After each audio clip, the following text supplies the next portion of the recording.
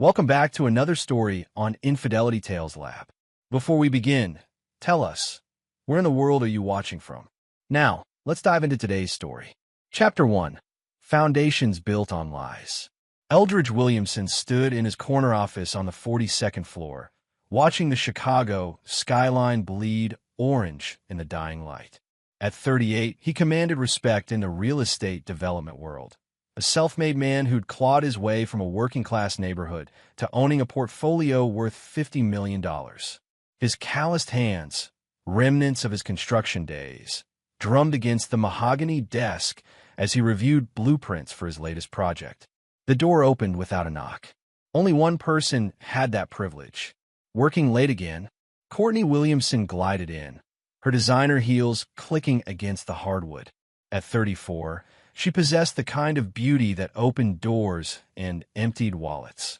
Blonde hair always perfectly styled, blue eyes that could melt steel when she wanted something.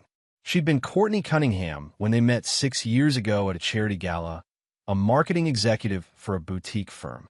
"Someone has to pay for your shopping trips," Eldridge replied without looking up, though his tone held no malice. It was their usual banter.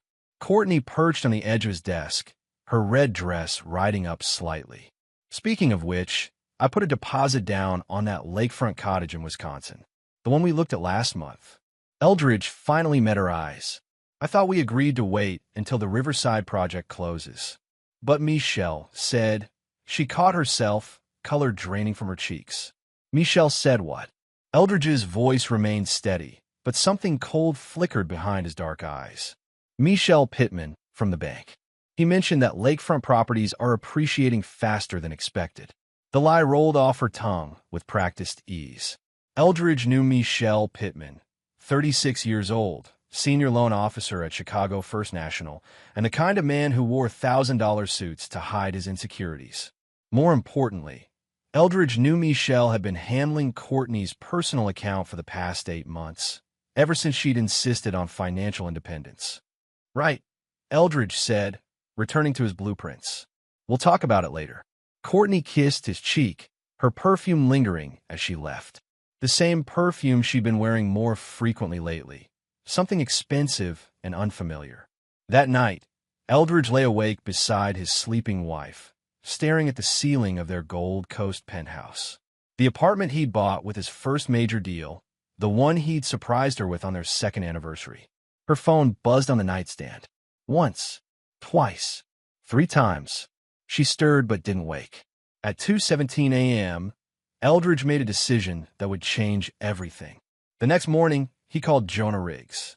Jonah operated in the shadows of Chicago's business world, a private investigator whose services came with premium prices and ironclad discretion. They'd worked together before when Eldridge needed background checks on potential business partners. "I need you to look into my wife," Eldridge said without preamble when they met at a diner on the South Side. Jonah, a lean man with prematurely gray hair and eyes that missed nothing, didn't even blink. "How deep?" "Everything. Phone records, credit cards, where she goes, who she sees." Eldridge slid an envelope across the table. "Money's no object." "Timeline, 2 weeks." Jonah pocketed the envelope. "You sure you want to know what I might find?" Eldridge's jaw tightened. "I'm sure." Chapter 2. Cracks in the Foundation. 2 weeks later, Jonah delivered a manila folder that would shatter Eldridge's world. The photographs were damning. Courtney and Michelle in various locations across the city. A lunch at Le Bernardin that lasted 3 hours. Hands intertwined as they walked through Lincoln Park. A kiss outside the Palmer House Hotel that left no room for interpretation. But it was the timeline that truly cut deep. The affair had started 14 months ago, 2 weeks after Eldridge had surprised Courtney with a pearl necklace for their 4th wedding anniversary. "There's more," Jonas said, his voice uncharacteristically gentle. "She's pregnant." Eldridge's coffee cup stopped halfway to his lips. "What?" "8 weeks. I have copies of her medical records from Northwestern." Jonah slid another sheet across the table. The timing. Eldridge studied the dates. 8 weeks ago, he'd been in Vancouver for 2 weeks, finalizing the purchase of a hotel chain. Courtney had claimed she was visiting her sister in Portland. Where was she really? Pittman's cabin in Lake Geneva. I have photos. The folder contained a detailed timeline of deception, business trips that were romantic getaways, charity events that were cover stories, and financial records showing cash withdrawals that funded their affair. But what emerged from Jonah's investigation went deeper than adultery. Michelle Pittman wasn't just a loan officer. He came from old Chicago money, the kind that bought influence and expected deference. His grandfather had been a federal judge, his father a city councilman. Michelle saw himself as nobility, and men like Eldridge as temporary inconveniences. He's been bragging, Jonah continued. My source at the bank says Pittman calls you the blue-collar pretender. Claims he's going to get everything you've built. Eldridge closed the folder. Anything else? Your father-in-law knows. The revelation hit like a physical blow. Edgar Williamson, the man who'd welcomed Eldridge into the family, who'd stood as best man at their wedding, who'd taught him to play chess on Sunday afternoons. Edgar knew his daughter was destroying their marriage and had said nothing. How long has he known? At least 6 months. There's a bank record of him co-signing a loan for Pittman's business expansion. They've been planning something. Eldridge walked out of that diner a different man. The boy who believed in fairness and second chances died in a booth on the South Side. What emerged was something harder, colder, a man who understood that mercy was a luxury he could no longer afford. That evening, Courtney greeted him with unusual enthusiasm, wearing the pearl necklace he'd given her for their anniversary. I have wonderful news, she said, her eyes bright with deception. Oh, I'm pregnant. She watched his face carefully, gauging his reaction. Eldridge smiled, the same smile he used in business negotiations when he held all the cards. That's incredible news. He kissed her gently, tasting lies on her lips. We should celebrate. As they sat in their favorite restaurant, Courtney spoke animatedly about baby names and nursery themes. Eldridge nodded and smiled, already calculating his next moves. In the reflection of the restaurant window, he caught sight of Michelle Pittman at a corner table, watching them with undisguised hatred. Let him watch, Eldridge thought. Soon, there would be so much more to see. Chapter 3. The Opening Gambit. Divorce papers were filed quietly on a Tuesday morning in November. Eldridge's attorney, Sherman Robles, was a shark in an expensive suit, the kind of lawyer who viewed court battles as blood sport. She'll fight for everything, Sherman warned during their strategy session. The penthouse, the business assets, alimony. With the pregnancy, a judge might be sympathetic. Let her try, Eldridge replied. I want this done fast and clean.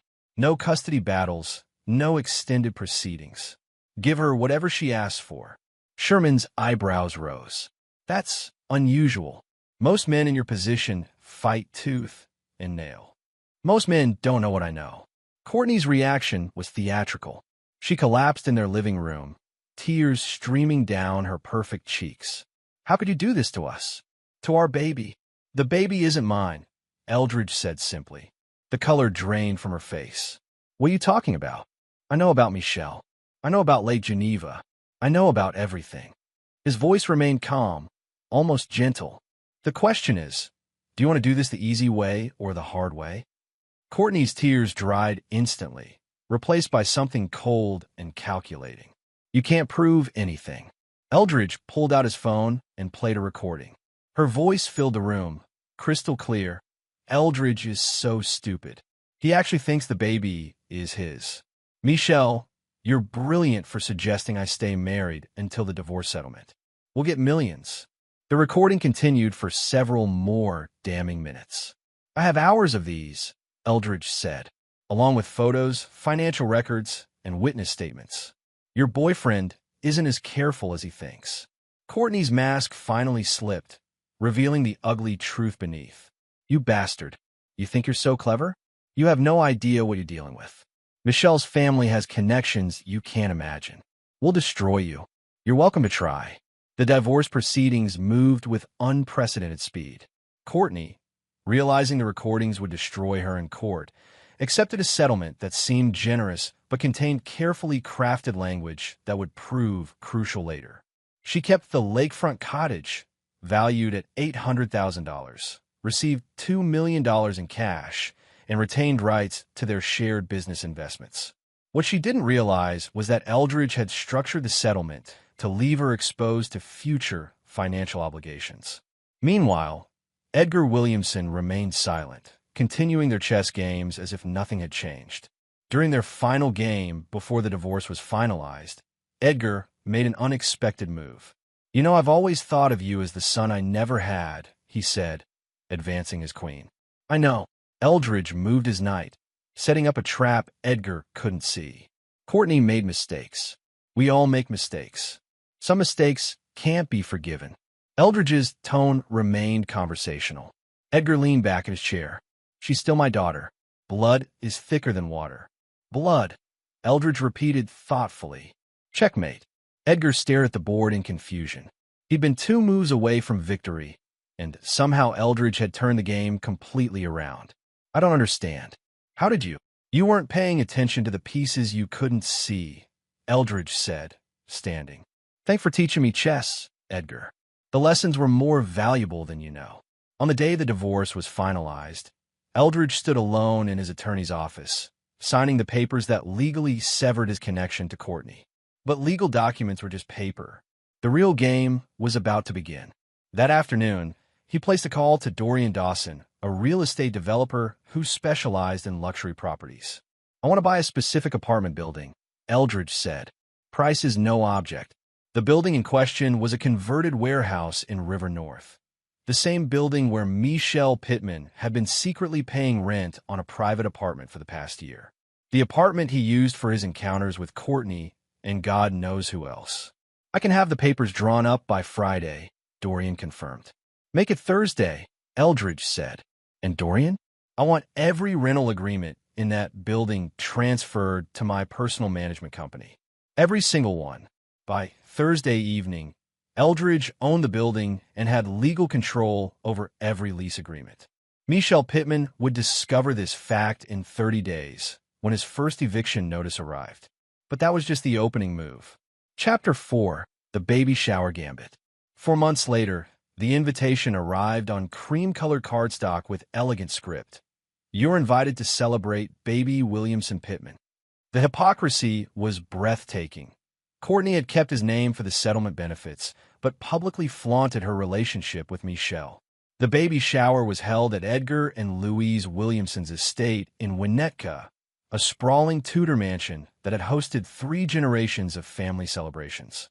Eldridge arrived precisely on time, carrying a modest gift bag and wearing his most disarming smile. The guest list read like a who's who of Chicago society. Courtney held court in the center of the living room, her hand resting on her 7-month belly, accepting congratulations and gifts with practiced grace. Michelle stood beside her like a conquering hero, his arm possessively around her waist. "Eldridge!" Louise Williamson rushed to greet him, her voice overly bright with nervous energy. "I'm so glad you came. This shows such maturity." "I wouldn't miss it," Eldridge replied, kissing her cheek. Family is family. The afternoon proceeded with typical baby shower activities, gift opening, games, and polite conversation that carefully avoided mentioning the obvious tensions. Eldridge mingled easily, accepting congratulations on his gracious handling of the situation and deflecting questions about his future plans. It was during the gift opening ceremony that Edgar made his move. "Before we continue," Edgar announced, commanding the room's attention, "there's a special gift from all of us." He produced a large frame covered by silk cloth, something to help Courtney and Michelle start their new life together. With theatrical flourish, he pulled away the cloth to reveal a framed property deed. "A gift from all of us," Edgar repeated, his voice thick with emotion. "Your new home." Courtney gasped, her hands flying to her mouth. The gathering erupted in applause and congratulations. Michelle beamed with pride, accepting handshakes and backslaps from the other men. Eldridge moved closer to examine the deed, his expression curious but calm. The document was genuine, a transfer of ownership for a luxury apartment in Lincoln Park, valued at $1.2 million. But as his eyes scanned the legal description, something cold settled in his stomach. The address was familiar. Too familiar. It was the apartment he'd purchased 3 years ago as an investment property. The apartment he'd paid off in full, with his own money, using funds from his first major development deal. The apartment he'd bought before his marriage to Courtney, which legally made it his separate property. Edgar leaned in close, his voice low enough that only Eldridge could hear. "You have 30 days to vacate." The words hit like a physical blow. Eldridge stared at his father-in-law, the man who'd taught him chess, who'd shared whiskey and war stories, who'd welcomed him into the family with open arms. The betrayal was complete. But Eldridge's face remained serene, his smile never wavering. "One day is enough," he said quietly. The party continued around them, but Eldridge barely heard the laughter and conversation. His mind was already working, calculating, planning. By the time he left the estate that evening, he'd made 17 phone calls and set in motion a chain of events that would reshape everything. At 5:47 a.m. the next morning, a convoy of removal trucks pulled up to the Lincoln Park apartment building. The crew chief, a burly man named Roger Sherman who specialized in rapid property clearing, checked his clipboard one final time before giving the signal. "Strip it clean," he told his team. "Everything that's not nailed down, and half the stuff that is." They worked with military precision. Custom cabinets that had cost $30,000 to install, gone. Italian marble countertops, carefully removed and loaded onto trucks. Hardwood flooring that Eldridge had personally selected, pulled up board by board. Light fixtures, bathroom fixtures, the high-end washer and dryer from the utility room. Everything that could be legally removed as Eldridge's personal property disappeared into the trucks. By noon, the apartment was stripped to bare walls and concrete floors. The crew even took the custom window treatments and the imported tiles from the bathrooms. The legal grounds were solid. As the original purchaser and title holder, Eldridge had the right to remove any improvements he'd personally installed. The property deed Edgar had transferred was legitimate, but it only included the basic structure, not the $150,000 in upgrades that had made it a luxury residence. At 6:41 p.m., Louise Williamson's text arrived. "Is this a joke?" Eldridge smiled as he typed his response. "Not yet, but tomorrow's delivery might be." He was sitting in his temporary downtown apartment, surrounded by boxes and planning documents. The view wasn't as nice as the penthouse he'd given up in the divorce, but it served his purposes. On the coffee table lay blueprints, legal documents, and a shipping manifest that would arrive at Edgar and Louise's estate the following morning. What he'd arranged for delivery would make the apartment stripping look like a warm-up act. Chapter 5. The Delivery. At 8:15 a.m., Edgar Williamson was enjoying his morning coffee when the first truck arrived. He watched through the bay window as uniformed workers began unloading what appeared to be construction materials. The delivery slip was addressed to him personally. By 8:30, the front yard of the Winnetka estate was filled with the contents of the stripped Lincoln Park apartment. Not just filled, artfully arranged. The marble countertops formed a perfect semicircle around the fountain. The hardwood flooring was stacked in neat pyramids on the manicured lawn. The custom cabinets created a makeshift outdoor kitchen beside the rose garden that Louise had tended for 20 years. But Eldridge hadn't stopped there. A second truck arrived carrying a team of workers who began assembling something that made Edgar's blood run cold. A fully functional construction site trailer, complete with portable toilets, a cement mixer, and industrial scaffolding that now towered over the estate's carefully manicured landscape. The third truck delivered the piece de resistance, a 50-foot construction crane that they were legally permitted to install because, according to the building permits Eldridge had filed, the estate was now designated as an active construction zone. "What the hell is this?" Edgar demanded when the crew chief approached with a clipboard. "Construction staging area," the man replied, consulting his paperwork. "Says here you're doing a major renovation. Permits are all in order." Edgar snatched the documents. The permits were legitimate, bearing the official stamps of the city planning department. But the project description made no sense. Demolition and reconstruction of detached garage and guest house. Timeline, 6 to 8 months. "I never authorized any construction," Edgar protested. "Don't know about that, sir. I just deliver what I'm told to deliver." The crew chief pointed to a signature on the bottom of the permit application. That's your signature, right? Edgar stared at the signature. It was his handwriting, but he'd never signed any such document. Except the memory came flooding back.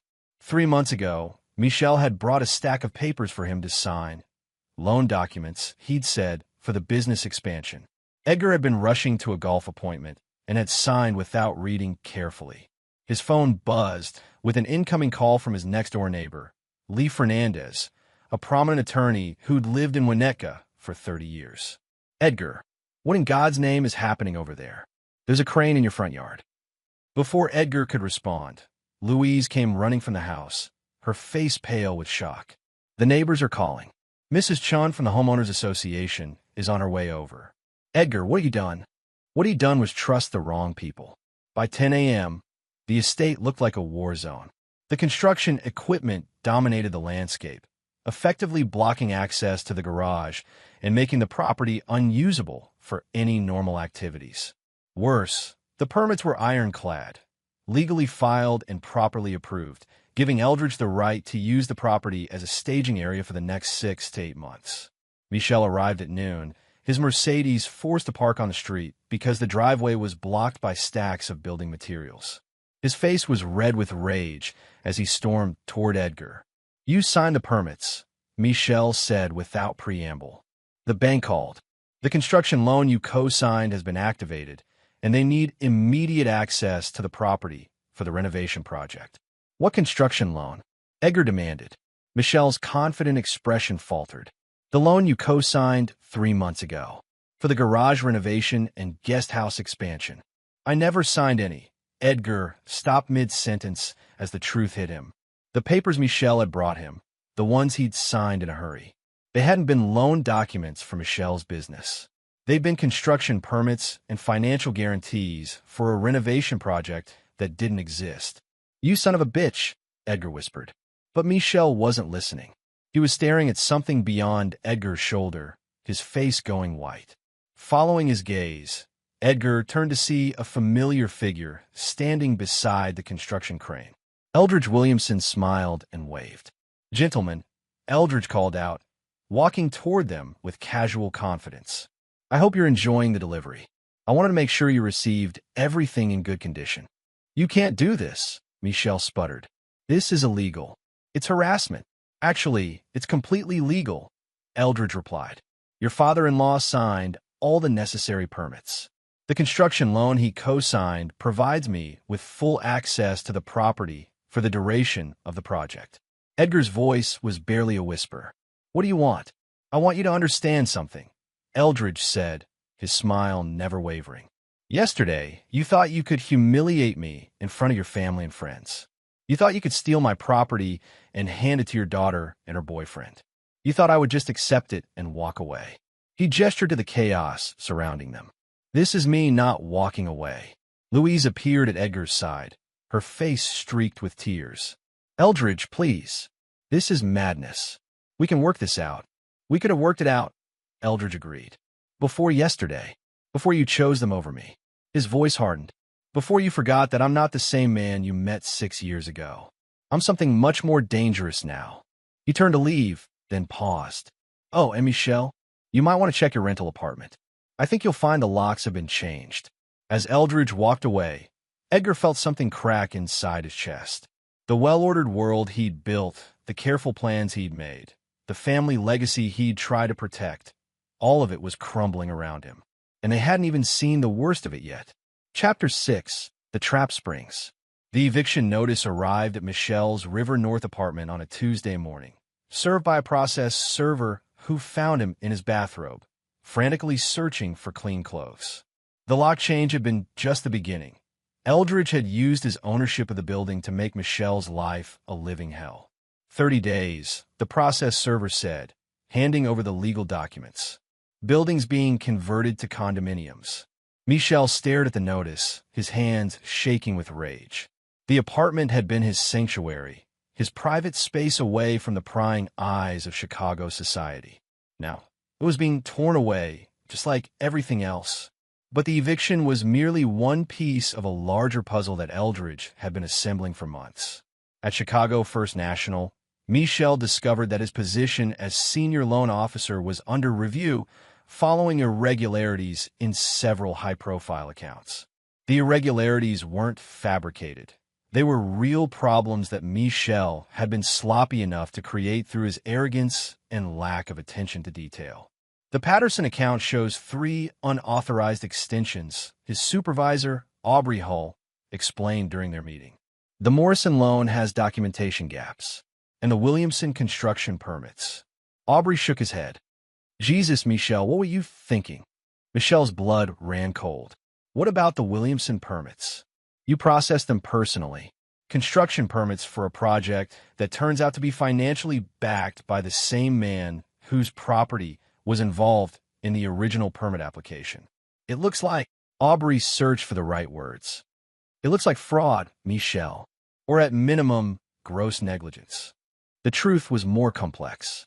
Eldridge had legally purchased Edgar's debt when the older man defaulted on the construction loan, a default that occurred when Edgar realized he'd been tricked into signing documents he didn't understand. As the new creditor, Eldridge had every right to foreclose on the estate and use it as collateral for his own projects. Michel had processed the paperwork without realizing he was facilitating his own destruction.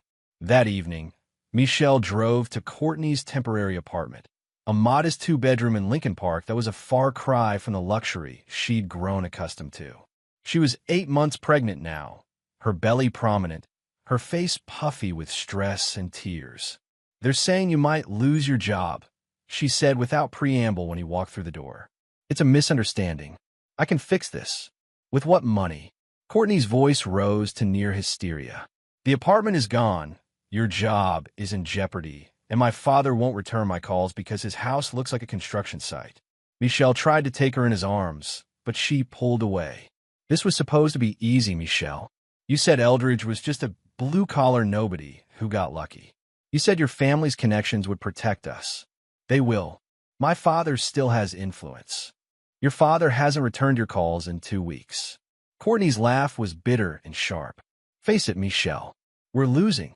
That night, alone in his hotel room, Michel made a decision that would prove to be his final mistake. He called Nestor Drake, a private investigator who specialized in the kind of work that respectable people didn't discuss in polite company. "I need you to find something on Eldridge Williamson," Michel said. "Something that will destroy him. Price is no object."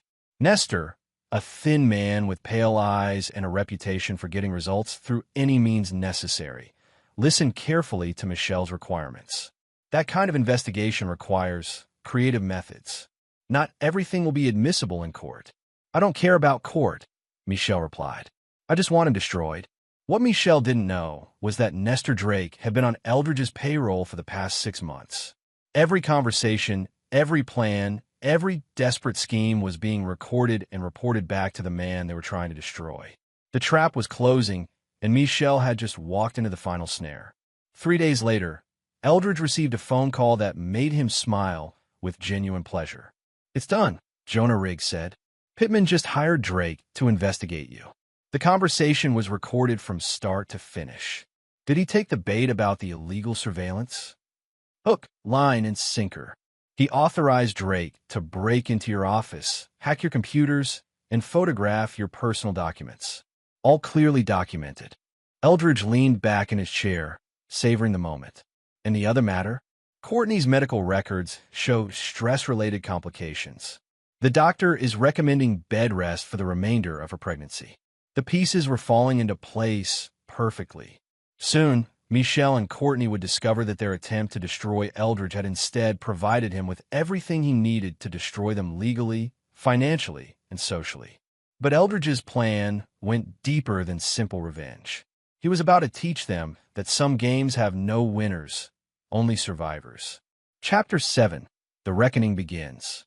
The first domino fell on a Friday morning when FBI agents arrested Michel Pittman at his office.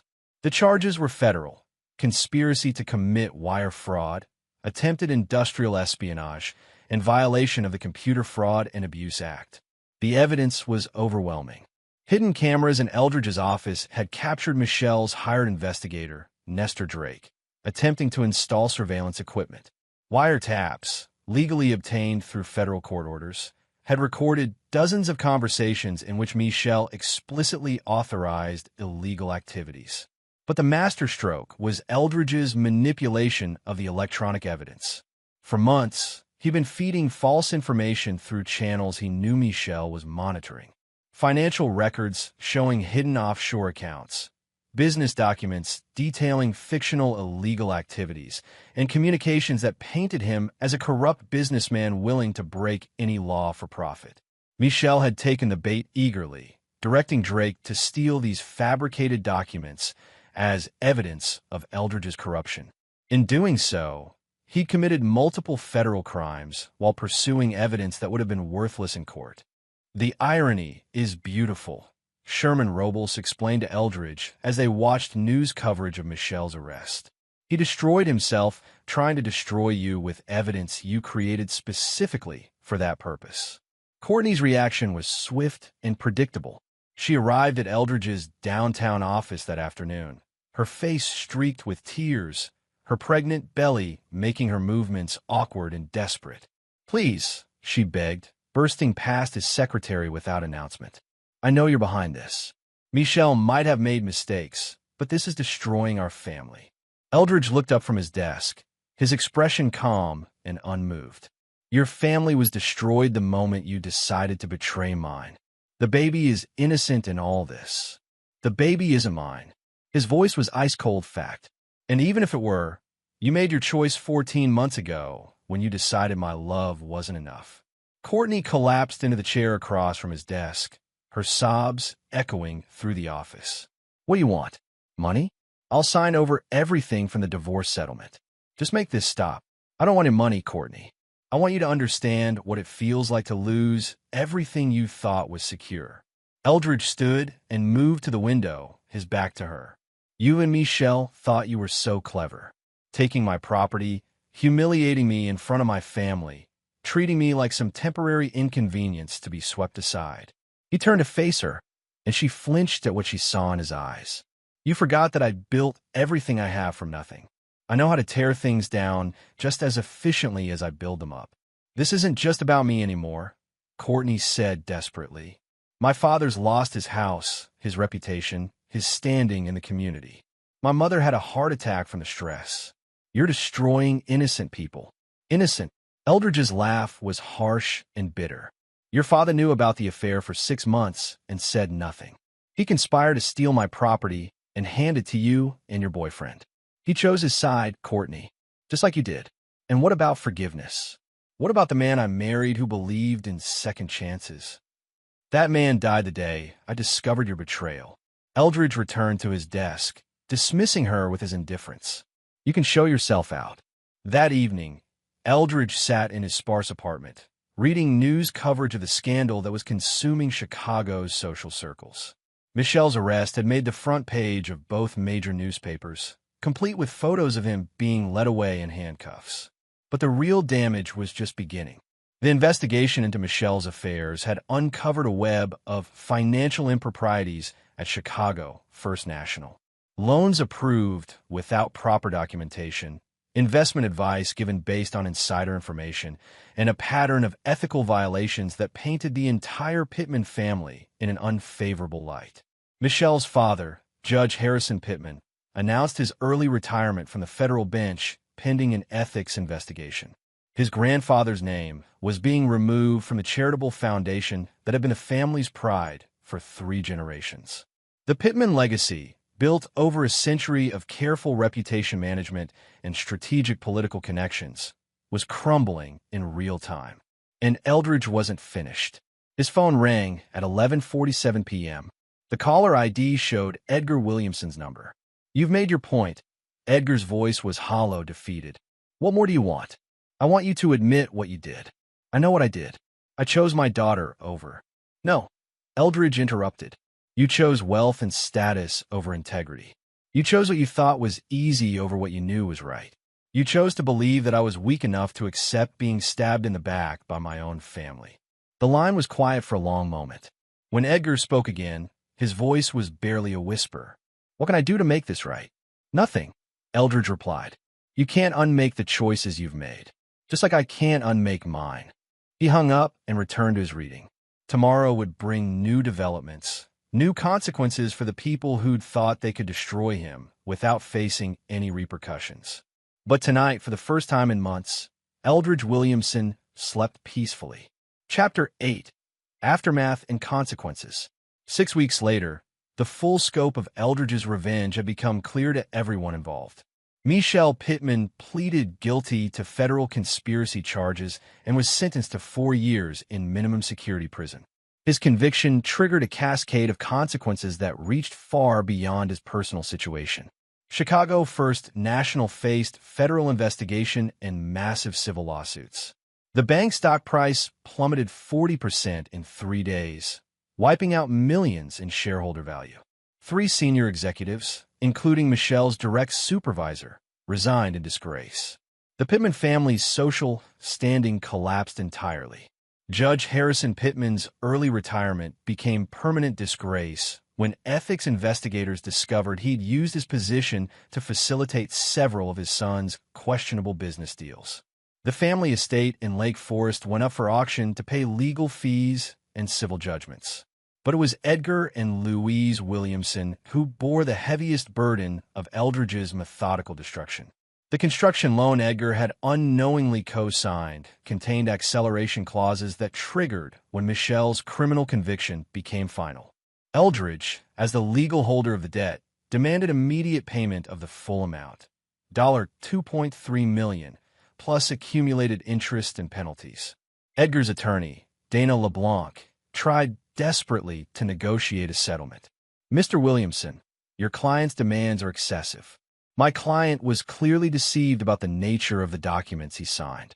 Your client signed legal documents without reading them, Sherman Robles replied coolly. His financial incompetence doesn't void his legal obligations. The Winnetka estate, Edgar's family home for 37 years, was seized to satisfy the debt. Louise's 20-year garden was bulldozed to make way for a luxury development project that Eldridge designed personally. The new townhomes would be marketed as Williamson Commons. Louise's heart attack, brought on by the stress of losing her home, required emergency surgery and months of recovery. Medical bills consumed what little savings they had left after the foreclosure. Edgar, once a proud pillar of Chicago society, now lived in a modest apartment in Schaumburg and worked as a part-time consultant for a property management company.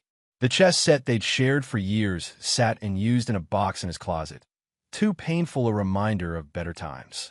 Courtney's situation was perhaps the most tragic. 9 months pregnant and facing financial ruin, she moved back to her childhood bedroom in the apartment her parents rented after losing their home. The stress of the scandal triggered early labor complications that required an emergency C-section. The baby, a girl she named Hope, was born healthy but immediately became a symbol of everything that had gone wrong. Michel couldn't be present for the birth. He was already serving his federal sentence. The child's birth certificate listed only Courtney as the parent. I've lost everything, Courtney confessed to her mother as they sat in the cramped apartment, surrounded by moving boxes and unpaid bills. My marriage, my home, my family's reputation, my future, all because I made one terrible mistake. Several terrible mistakes, Louise corrected gently but firmly. And not just you. We all made choices that led us here. Courtney's financial situation was dire. The divorce settlement money had been spent on legal fees and medical bills.